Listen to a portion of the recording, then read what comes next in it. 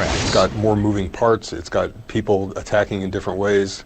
It's a more resilient kind of terror cell, I think. Brad Garrett, ABC News crime and terrorism consultant, joins us.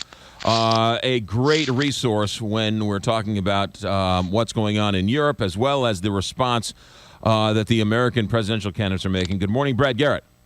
Good morning, McGraw. First, let's talk about what you're seeing in Brussels. Are they doing all the right things after a terrorist attack to sort of track down who they're trying to track down? I think by and large, the biggest problem, McGraw, they have is a history of a large concentration of folks from various parts of North Africa who pretty much feel disenfranchised and have allowed these fighters to live and hide in their communities. And so they have a big intelligence collection problem because of that. And that really, backs them up when it comes to tracking fugitives like they're doing as we speak.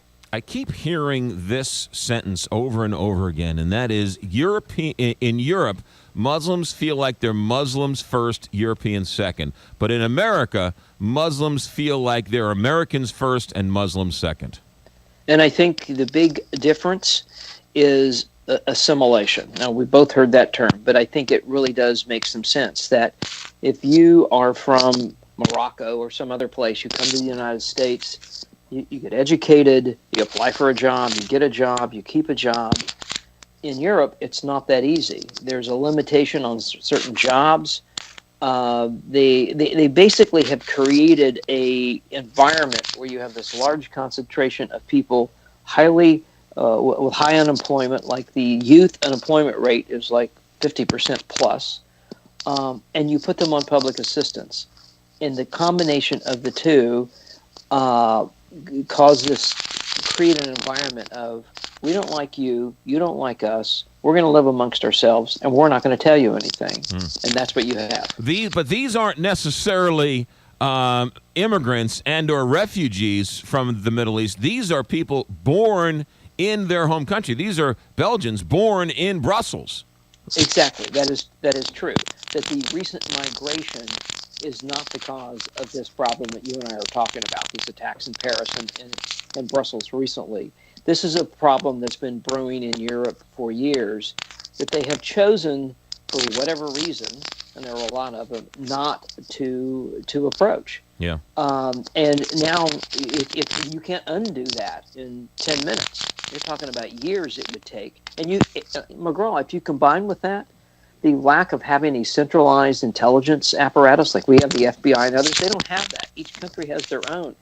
So their ability to share information, and of course they do, is not consistent, is not in a way that it would allow them many times to act on information in a timely fashion. And so if you combine all that and the ability to move around Europe freely until recently, without anybody knowing that you've gone from Germany to England to wherever, boy, you got a big problem.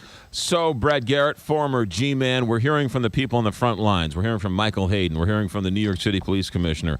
We're hearing from all sorts of people that when Ted Cruz says the things he says, when Donald Trump says the things he says, it might make us feel better, but it's actually doing harm and making us less safe. True or false? True.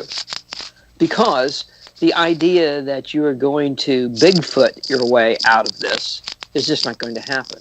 Bigfooting actually will, when I say Bigfooting, be more aggressive, put troops on the ground, be very aggressive at fighting ISIS, is exactly what ISIS wants, for starters. But more importantly, it's a recruiting tool for them, and they use it.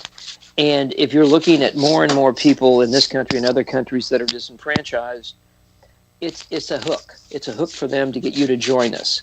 And that's the big concern. So, the chest puffing is all cool from a visual standpoint, but it collapses in reality. So when Ted Cruz says we should monitor Muslim communities, all he's doing is playing right into the terrorists' hands. Exactly.